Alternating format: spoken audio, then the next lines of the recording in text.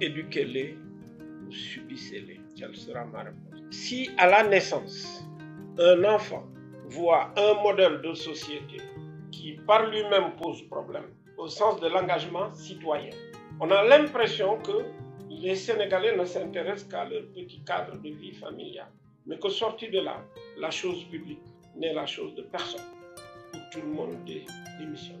Comment voulez-vous que des enfants puissent naître et grandir dans des environnements qu'ils ne s'approprient pas, puissent demain être engagés pour gérer cet environnement citoyen? Formez-les, éduquez-les ou subissez-les.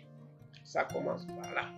Nous avions eu la chance, très jeunes, de bénéficier d'un enseignement qui voulait faire de nous des citoyens par une forme d'instruction civique où des maîtres, presque littéralement, nous corrigeaient physiquement si nous nous refusions à respecter la chose publique. Cette instruction civique qui nous poussait à arriver à l'heure, à être vêtus proprement, à faire la toilette, qui nous avait appris à nous brosser les dents à l'école primaire à Tambacounda, où la médecine scolaire s'invitait dans notre cadre pour venir chaque année nous faire des prélèvements de sang, nous faire des prélèvements d'urine, nous faire des prélèvements pour voir notre état de santé et de maladie, pour nous enseigner ce qu'était la République. Parce qu'il y avait une montée aux couleurs, il y avait un maître de semaine, il y avait un symbole qui était donné à ceux-là qui ne voulaient pas s'exprimer dans la langue de l'enseignement. Alors, vous doutez fort bien que l'engagement citoyen que nous avions eu n'est pas le même. Nos maîtres étaient des modèles. Nous avions plus peur de nos maîtres que de nos propres pères. Ils nous éduquaient, mais pire que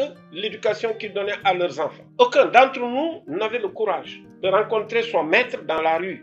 Parce que le lendemain matin, vous étiez le premier interrogé. Les devoirs, l'habillement, le port, le langage, les comportements étaient jugés. C'est vrai, parfois sévèrement. Mais cela a fait les hommes que nous sommes devenus. Malheureusement, on a l'impression d'avoir assisté à une déliquescence de ce tissu, dans lequel la polygamie s'est invitée. Les parents font plus d'enfants qu'ils ne peuvent éduquer. Ils ont moins de temps d'éduquer ces enfants-là, qui sont laissés à eux-mêmes dans les quartiers et qui sont éduqués par la rue. Vous croyez que ces enfants-là, demain, on pourra en faire ce que l'on veut si on ne sait pas investir pour leur programmer un destin? On a l'impression d'avoir des lianes qui, au gré des alliances et mésalliances de circonstances, finissent par être ce qu'ils seront devenus plus tard. Il n'y a pas un projet de vie pour ces enfants. Sans projet de vie, ils ne peuvent pas être ce que nous en attendons. Mais si, deuxièmement, nous leur donnons des exemples de modèles de comportement qui peuvent être très perfectibles, comment voulez-vous qu'on obtienne autre chose que ce que nous leur montrons à la radio, à la télévision, dans la rue, dans les meetings politiques, dans les discussions politiciennes,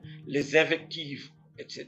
C'est tout ce que nous leur offrons. Malheureusement, ils tombent dans une période où il y a l'Internet, où il y a des réseaux sociaux qui, eux, se chargent de les récupérer parfois et de les emmener dans les endroits ou dans des structures où veulent les envoyer d'autres personnes. Que voulez-vous? C'est le résultat de ce que nous voyons. Un peuple a besoin d'avoir des modèles. Il y a eu un temps, le modèle, c'était le plus ancien, c'était le plus âgé. On est passé sur ce modèle. Il y a eu un temps où on avait pris comme modèle le plus éduqué. Maintenant, on a comme modèle celui qui a le plus de moyens. Et on reprend derrière comme modèle d'autres types de modèles sur lesquels je ne veux pas m'attarder. Mais si nous avons et nous offrons des modèles à nos enfants, ils ne feront que prendre ces modèles et les reproduire et parfois, je dois dire, les caricaturer.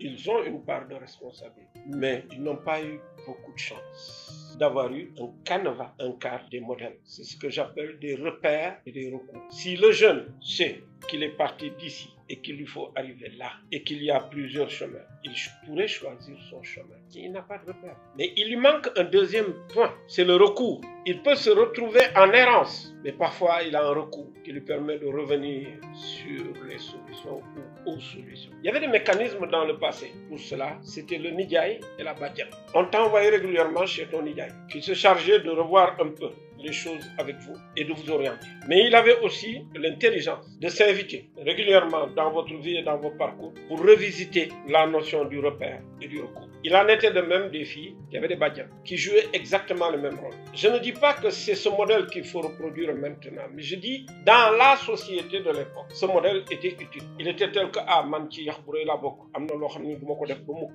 parce que sama nijaay loolu la ma wax man de sama badian nee na ma lii sama yaram war na jomb lii kon du ma ko def. Et quand ils étaient perdus, certains s'est invité spontanément comme Nidiaye ou comme Badian, ou alors les enfants qui avaient des repères et des recours pouvaient aller reposer la question. Vous savez, la crise de l'autorité dans les familles retrouve une grande part dans la perte des repères et des recours qui sont invités dans nos sociétés actuelles. Le modèle de société peut être grandement responsable de ça. Je vais vous donner un exemple. Je suis payé un salaire de X francs à l'université Cheikh Anta Diop comme maître de conférence. Honnêtement, ce salaire de 880 et quelques mille francs, il suffit à me faire vivre moi, une femme et mes 2 garçons. Ces 880 et quelques mille peuvent me permettre de louer une maison ou un appart, de me transporter, de me nourrir et d'éduquer mes enfants. Mais dès l'instant que, au lieu de ne m'occuper que de mes enfants, on me file par-dessus ma charge, une charge qui a été créée par quelqu'un d'autre, c'est-à-dire mon père, mon oncle, ma nièce, etc. Et qu'on me met cette charge sur le dos. Je me sens dans l'obligation de prendre cette charge qui m'est mise sur le dos. Mais si en plus, j'augmente ma charge, en prenant une deuxième, une troisième ou une quatrième femme, et au lieu de faire 2 enfants, que j'en fasse 8, je le regrette, madame, mes 880 000 francs qui me sont payés par l'université Cheikh Anta Diop ne suffiront plus. Étant donné que ça ne suffit plus, je vais aller chercher des ressources additionnelles. Je peux les chercher de plusieurs façons. Je peux les chercher, comme vous me voyez là, faire du kharmat, c'est-à-dire un travail extrasalarial. Consulter en clientèle privée des malades. J'y ai droit 2 fois par semaine. Donc, je viens les consulter, ça me fait des ressources additionnelles. Mais tant que je travaille plus pour gagner plus, pour essayer de régler ces questionnements, ça peut encore passer. Mais si, d'aventure, je ne trouve d'autres moyens que d'aller chercher des ressources additionnelles illicites ou anormales, c'est ce qui entretient la corruption, la concussion, c'est ce qui entraîne le vol, c'est ce qui entraîne pas mal de choses. Mais, sauf que, je ne donne d'exemple à mes enfants que celui-là, d'être allé chercher des ressources additionnelles qui me permettent d'acheter une Touareg, qui me permettent d'acheter un 4x4, d'acheter un X ou Y. Mais c'est ce modèle-là que j'aurais donné à mes enfants. Vous savez, Senghor avait dit quelque chose. Bon, on avait tous souri en son temps. On l'avait même insulté quand on était étudiant.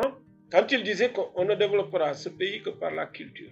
Mais quand il parlait de culture, ce n'était pas d'aller créer des danses, du tabar et du tam-tam. C'est de changer de paradigme et de code culturel nouveau. Pour dire que au 18e, ou au 19e, ou au 16e siècle, ou au 20e, voilà comment nous vivions. Mais au 21e, nous ne pouvions plus vivre de cette façon. Changeons de paradigme culturel. L'un des gros problèmes du Sénégal, vous savez c'est quoi? C'est que chaque travailleur détient par derrière lui 17 à 16 à 17 personnes dont il faut s'occuper. Ce n'est pas possible. Il faut que nous changions de paradigme. C'est-à-dire que, je ne dis pas de nucléariser les familles, mais de dire un homme travaille, épouse une femme, fait 2 enfants et s'occupe de sa famille. Si chacun fait ça, le problème, il est plus simple. Mais tout autre modèle entraîne des variations qui ne sont pas forcément les meilleures au XXIe siècle. Compte tenu de nos codes culturels ancestraux, etc., qui sont venus là-dedans. Parce qu'on ne m'a pas convaincu que les valeurs de civilisation qui sont venues avec l'islam et qui ont introduit d'autres modèles sont adaptés à la situation économique et politique du XXIe siècle. Et que nous ne ferons pas l'économie, en toute objectivité, de revisiter nos problèmes et de les adapter.